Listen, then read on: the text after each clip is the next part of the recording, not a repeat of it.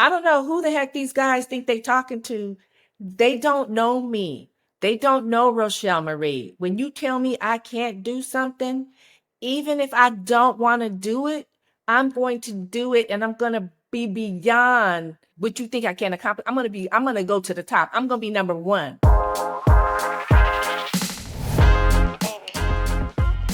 Welcome to the Las Vegas IT Podcast, and today I have the pleasure of speaking to Dr. Rochel Marie. Super excited to get to know her a little bit better. She's with All Day Cable. Could you just tell us a little bit about how you got started? Sure, yeah. So my company is All Day Cable Incorporated, and it is the first woman-owned, minority-owned telecommunications installation company in the United States. That's awesome. Started back in 1990. And how it came about really was a series of events, but the quick and dirty short story is I was working nights as a nurse after not being able to get hired as an electrical engineer in Silicon Valley. I went back to school, got a nursing degree, and was working in emergency room trauma. And my husband, at the same time, had got his engineering degree as well and got hired in the industry. So I was working at night as a nurse because I had to find another career that I think I could get a job in, basically. And he was working during the day, and we're passing ships in. So I was like, one morning, I'm coming in, he's going out, and I'm like, we can start a business ourselves. And he was like, what? I'm like, you have good relationship with your company's customers, and they only want you to come do the projects. So we can start a business ourselves because I'm tired of this. I'm young. I'm tired of this, right? And so basically that's how the ideal came about. I went down to the city of San Jose, got a business license, and basically that was it. He gave his employer a few weeks notice. And within 2 weeks, we had our very first, very large financial institution as our customer, our first customer, and we still have business relationships with them today. And then after that, 2 weeks later, we got 7 of the big 8 accounting firms in San Francisco at that time as our customers, and the business just took off. And that was the start of the business. Oh, that is so awesome, and especially as a woman minority business, that is so awesome that you and I totally understand about working with your husband. And so when it comes to telecom can be there's very different varieties that you can do for telecom. Can you just tell me a little bit about where your guys' current focus is? Yeah, so we are a telecommunications installation company. So basically, what we do, we set up the network distribution, the backbone of how we do all things. We run voice data, fiber optic cabling, as well as install wireless access points, routers, modems, complete network distribution, audio, video, camera, speaker systems, whatever you need to make sure that you're making the right connection with your customer on the other end the first time. We're your go-to company for all things telecom installation. Awesome. And then are you guys only located in San Francisco? We're located in San Jose Oh, San Jose, I'm sorry. and Pleasanton, California. Yes. Awesome. And I've not ever been to Pleasanton, so I'm guessing that's in that area. So Pleasanton is about, have you ever been to Oakland? Uh, yes. Yes. Okay, so Pleasanton is about maybe 20 minutes southeast of Oakland.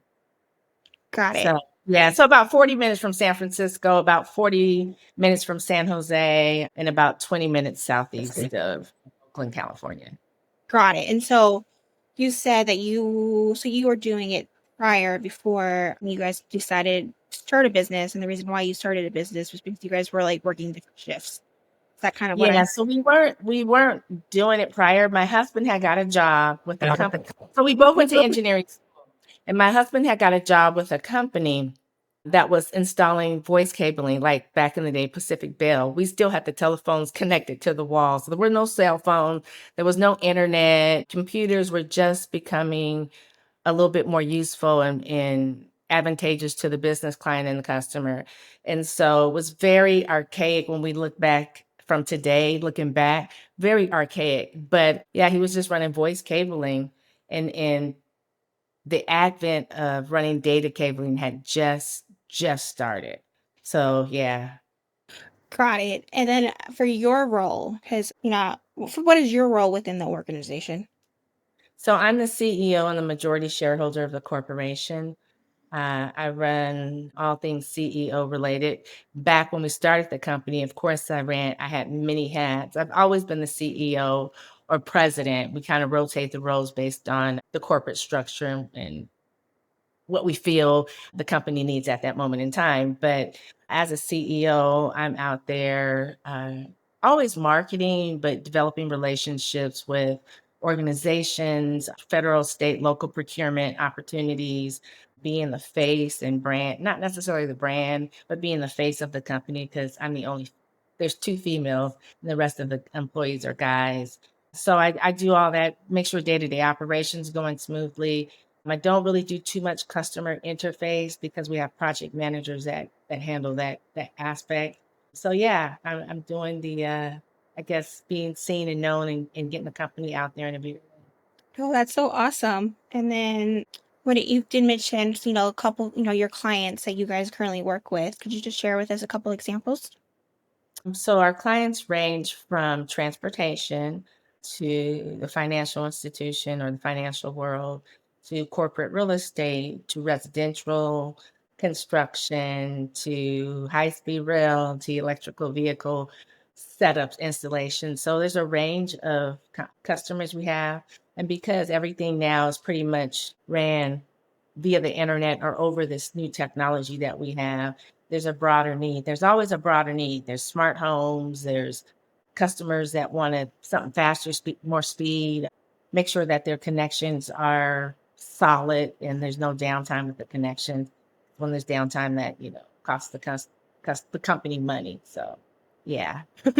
Got it. No, I totally understand that. Um, and I would love to hear, like, what are some of the accomplishments that you've, recently had that you would like to share with us? So accomplishments, I mean, I've been in business for a while. Accomplishments range from being the president of the National Association of Women Business Owners, Silicon Valley chapter, and sitting on that board for 8 years. Accomplishments due to my relationships with the company and the corporations that we served. I was being able to sit on hospital foundation board and the hospital board for a total of 25 years.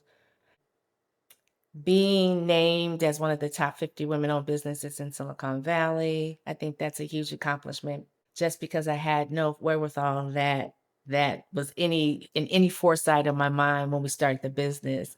So I think that's huge. But beyond that, being inducted to the Bestseller Speaker and Authors Hall of Fame for books I've written about business and being a leader in the corporate world and basically running your business like a queen, expanding your empire like a queen and commanding it like a queen. So, I mean, there's so many things, but I think the biggest accomplishment I would have to say is being able to leave a legacy for my children. So every one of the four kids have worked in the business. The youngest son is actually getting ready to move into the role of president. And the current president is about ready to retire. He's looking to retire. So I think being able to have that legacy where we've given our kids skills, even though only two of them actually work in the industry, but being able to pass something down to our kids that doesn't really happen a whole lot in minority families. So being able to do that and being able to be the first on both sides of the family to create a business that's been sustainable and allowed us to live a really good life and do really good things to help others. So yeah. Got it. And everything that you said, I had so many questions, which is so awesome. And then my kids, I have a 2-year-old and a 5-year-old. Oh, I remember those days. So I hope I'm doing that. I hope to do the same for my kids. So that is so awesome. But I would love to just hear some of the books that you've written. What are Oh, those about? so the books. So a side note, remember I mentioned that I was working as an ER trauma nurse. I went back to school after not being able to get hired as an electrical engineer in Silicon Valley because I was the wrong gender at the time. I went back to school, got a registered nurse degree, and was working ER trauma. And then I've had this long journey with my own health and well-being, but I started engaging in holistic practices, which I now am an Ayurvedic nurse practitioner, and I use that in my health and well-being, my mindset, as well as in my business, right? And I teach others how to to utilize the principles of Ayurveda in their business and in their life. So the first book came from, I was somewhere and someone noticed me and asked me if I wanted to do a podcast. And this was back in 2010. And I said, oh, sure. What do I need to do? I don't have a whole lot of time, but what I need to do. And they said, well, it's a 30-minute show once a month. Well, that 30-minute show took off. And I was really talking about the holistic principles, how to use them in your health and well-being, as well as how to incorporate them in their business. So the first book came from transcripts of those shows. And it's a little tiny book called Intro to Holistic Health Ayurveda Style that you can carry in your purse or your backpack or your briefcase or computer bag, whatever it is. And it's little tips that you can utilize throughout the day to make sure you stay balanced in your mind, body, and spirit, and make sure you're harmonizing with the flow of the day that you should be flowing in. And so that's how the first book came about. The second book, written 9, but I'm just going to say, I think the fourth book I co-wrote with a friend of mine, and it's called Answering the Call. And Answering the Call is about different chapters with regards to what entrepreneurs struggle with and what they need to overcome to become the successful entrepreneur. Well, that book got me inducted into the Best-Selling Speaker and Authors Hall of Fame in Hollywood, right there in Grauman's Chinese Theater. I didn't get a star or anything, but I felt very privileged. It was an event that happened at the Roosevelt Hotel, so it was a beautiful event. And then the subsequent books, I did a collaborative book, was a #1 bestseller in the United States and internationally, called Unstoppable: Being Fierce, Fearless, and Uneffable with in Business and Life. And this book came about from with me and 21 other ladies. And I said, if you could not ever meet your granddaughter or your great granddaughter, what is a message that you would like to share with them that's written that they could read either 25, 50 years, 100 years from now, that they could read, that you want to share with them about either business or life? And so that book was a best-selling book. The next book I wrote, 2 books in 2023. They weren't meant to be launched at almost the same time, but the first one is 365 Days of Affirmations for a Year of Bliss. And this book is about affirming every day something that you would like to have or manifest in your life. And then you set an intention, which is an action that goes with that affirmation. So you make sure that you have 365 times to be successful with what you would intend for that day. So that was a book launched in 2000. And all these books you can find on Amazon. And then my very last book, which is going to be, I'm part of writing book 2, is called The Unstoppable Woman's Manifesto. And what I did with this book is I looked at all the successful queens in the history of the world and what did they do to be successful, not only with commanding their empire, but expanding their empire. And then I took that wisdom and transformed it into words of wisdom for business owners, chronicling some of the other most successful women business owners in the history of the United States, insights from them in this book, as well as information and, guidance and exercises to help the person move through these 12 steps so that they can command their business empire. And if they want to expand it, they have the tools now to expand their business empire. And it's based on wisdom that's not from me, but from some of the most successful women in the history of our world. Got it. No, and I just love that. I just love it. See, and when you were talking, I had so many questions. I'm gonna have to check out some of those books. But what out of those books that you mentioned, I mean, is there a book that you should start off with first? It depends on where you want, what you want to focus on. If you want to focus on business, then I would say Unstoppable: Being Fierce, Fearless, and Effable with in Business and Life. That might be a good book. But if you really want to dive into the principles of what those most successful women in the history of the world utilize, then I would say The Unstoppable Woman's Manifesto. I would start there. Then maybe the other Unstoppable book, that's the collaborative book. And then if you want to just like Answering the Call, the book that got me inducted into the Best-Selling Speaker and Authors Hall of Fame. It's a great book for business as well if you want entrepreneurs. But if you want to focus on your health and well-being, then I would say the Intro to Holistic Health Ayurveda Style and some of the other books that I've written with regards to health and well-being. It just depends. But I'm thinking people might want to be more business minded and because they're looking at generate revenue and build that wealth that's sustainable. But I must say, the greatest wealth we have is our health and well-being. So if you build stable, sustainable health and well-being, there's nothing that you can't accomplish.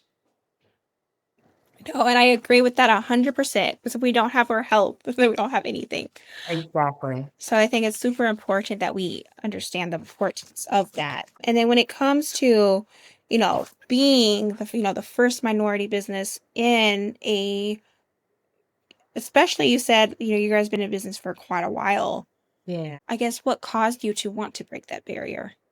I didn't even see it as a barrier. I didn't, it really was just being able to spend time with my husband, not be the passing ships in the morning, him leaving to go to work, me coming in to, go to bed after working all night. So it wasn't really, I didn't see it like that. I just wanted to start a business. And again, I had no idea about starting a business or anything. I mean, I was in my early 20s. I had no idea about starting a business. And information wasn't as easily accessible like it is today. I couldn't sit on a computer and look something up. I had to go to the library, look in the Dewey Decimal System, find the books. You hope it's the right 17 books I have laid out on the table. So it was quite a bit different. But once I discovered that we were a company that was not a company that many people had started. We were a unique entity in the world, particularly the construction industry. Then it became eye-opening. So I'll share this story. I went to an event and we were small. We're just a small company hustling and grinding and doing exceptional work for our customers. So I went to this event to try to get out there to network with people in the industry. And it was a construction event, and they were all guys. I walked into the event suited, girl. I knew I was looking good. Hair done, nails done, lips done, heels on, suited, right? Just looking super cute. Remember, I was young. And so I was in my 20s. And so, anyways, I walked in, and the only other woman when I looked in the room was a girl giving out the name tags. So I was like, okay, this is interesting. But it didn't bother me because I grew up around boys. So I was like, it didn't bother me. I'm used to being around boys. I get along with men really good. Walked in and mingling and stuff. And then these guys came around and they started asking me questions I thought they were really intrigued about and wanted to know about the business. And one of them leaned into me and said, "Who in the hell do you think you are coming to play in the Good Old Boys Network?" And I was like, what? Trying to process this because they were so friendly, just a few minutes ago. Then another one said, "I guarantee you this, that we're going to make sure you're not in business in 2 years." And then they said, "Get the hell out of here. You don't belong here." So I was like, all right, you don't have to tell me twice. I put down my little cup of 7 Up I was drinking, gave the girl my name tag, and she looked at me like kind of stunned. And she said, "Is everything okay?" And I said, "Oh yeah, it's fine. I just got an education of where I stand in the place of this particular industry." And so as I'm walking to the car, I'm like, I don't know who the heck these guys think they talking to. They don't know me. They don't know Rochelle Marie. When you tell me I can't do something, even if I don't want to do it, I'm going to do it and I'm going to be beyond what you think I can accomplish. I'm going to go to the top. I'm going to be number one. Because when you tell me I can't do something, that's an open invitation for me to let you know that I'm better than you think I am.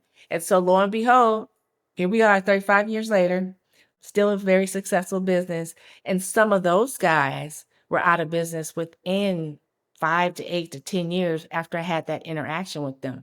Because remember, we went into this boom, and then we went into a recession. And the first recession we had in Silicon Valley, California, that spread throughout was the dot-com bust.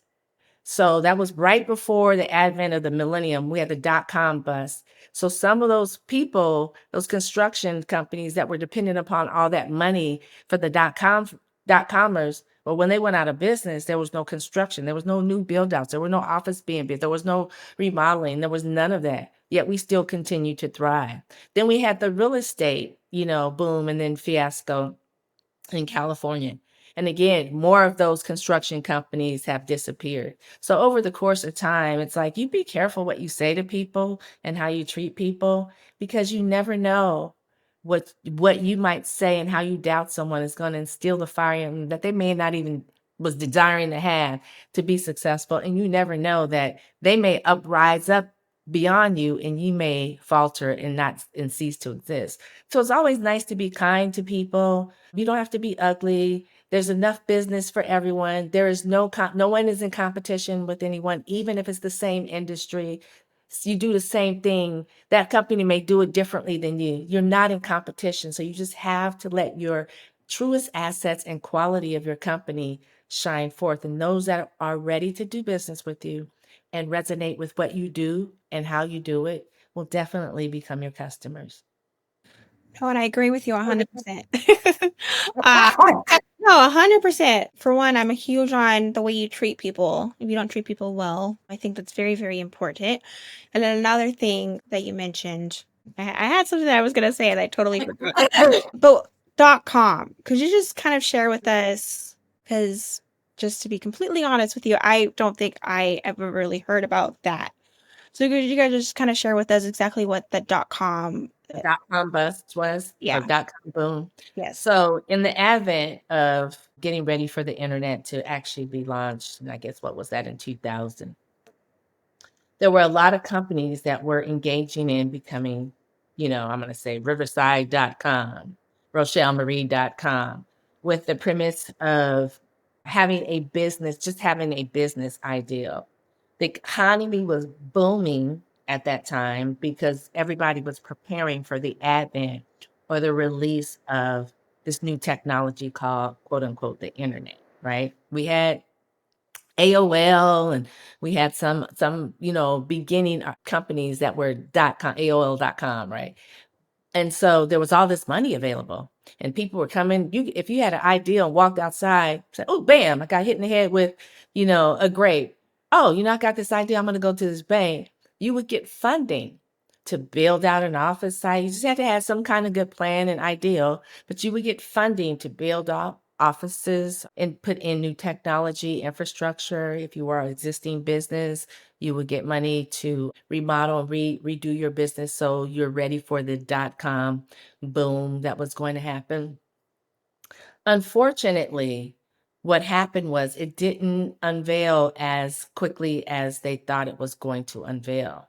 So there were these people with these huge sources of loans that they had got. These financial institutions had doled out all this money, and now they were calling them in, and they couldn't they couldn't pay because they weren't generating any money. They were living off the funds that the company, financial institutions had given them. And so all of those .com companies that were existing but not really began to falter, and that was a .com bust. Kind of like the real estate. It was the same thing with the real estate bust. you know, People are getting loans and qualifying for loans and not even having to show proof of income. And then as the prices continue to escalate, the money, come to find out people didn't have this money. So when it was time to pay, their funds weren't coming in. And so we had this real estate crash that, it just crashed. And so it's same principle. And I think in every industry, when it gets to boom like that, where it's out of control, there's no measure, there's no regulation of it, so to speak, then you'll see it boom, go through the hill. But then there's nothing underneath. And when it falls hard. And it takes a lot of industries with them. Sorry, understood.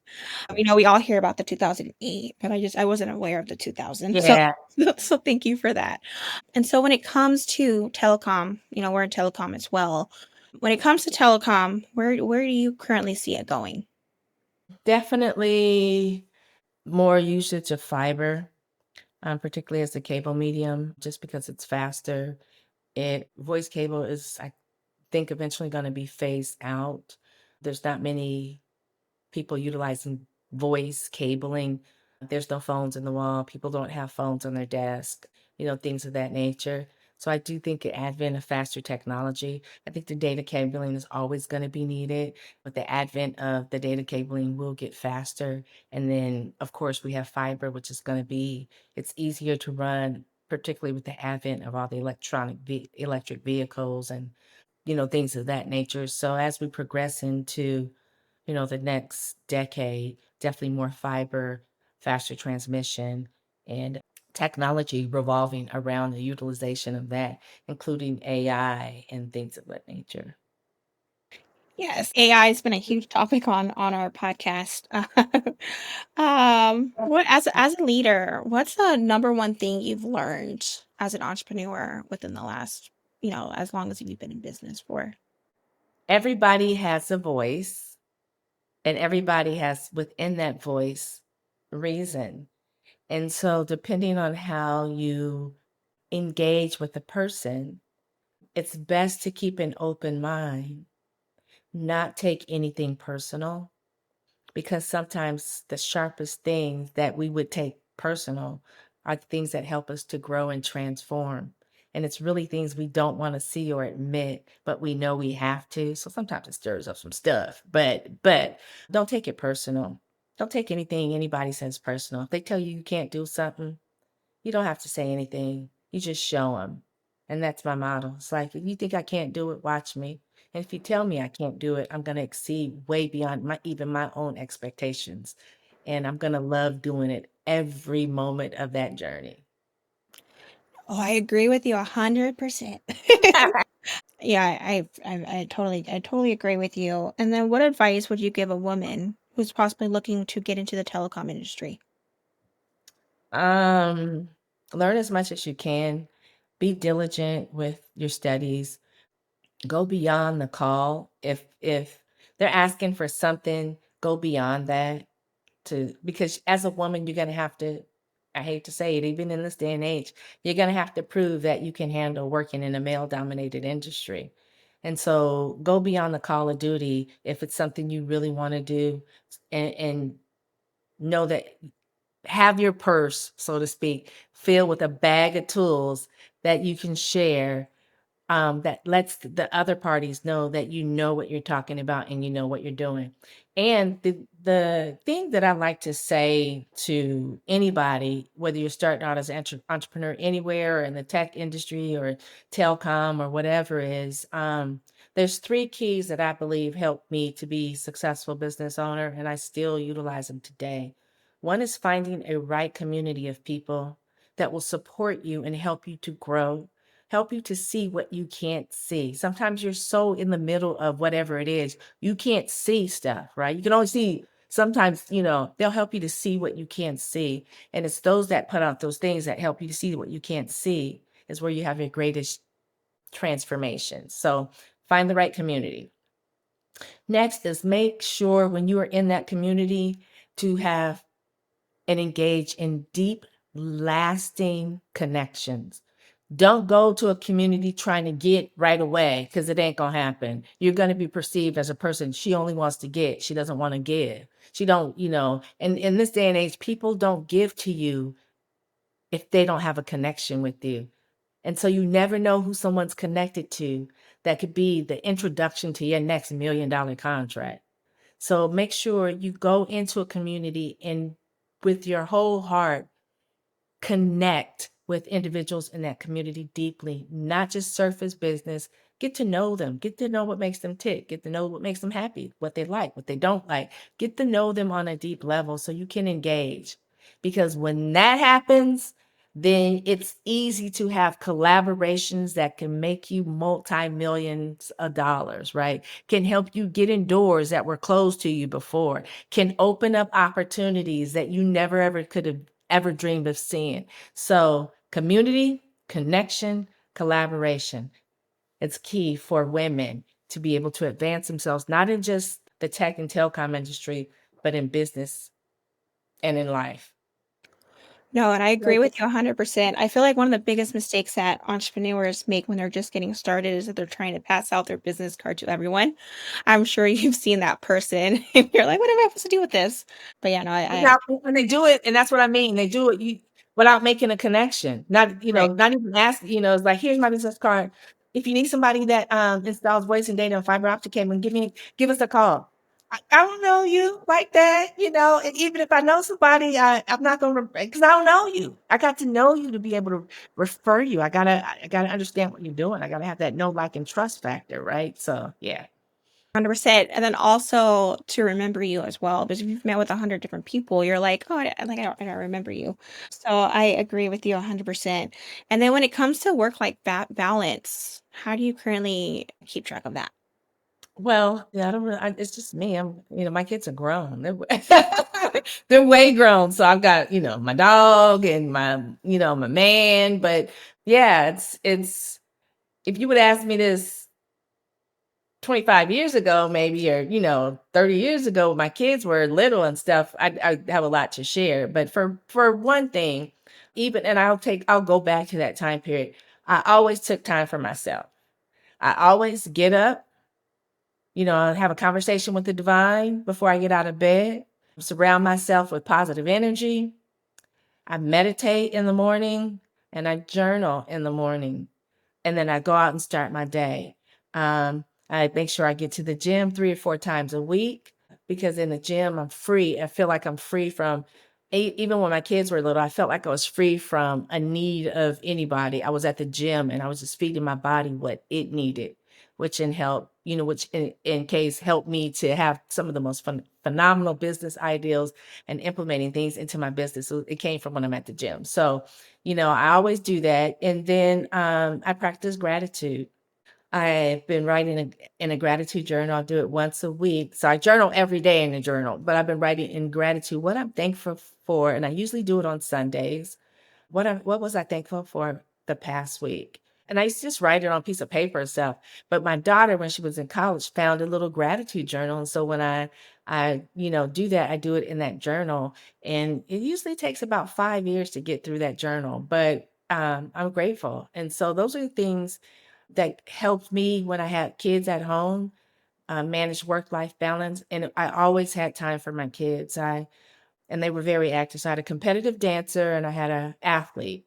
And so there were times I would get to them, get to where they need to be. I would be working in the truck or whatever vehicle I was doing while they were doing their thing.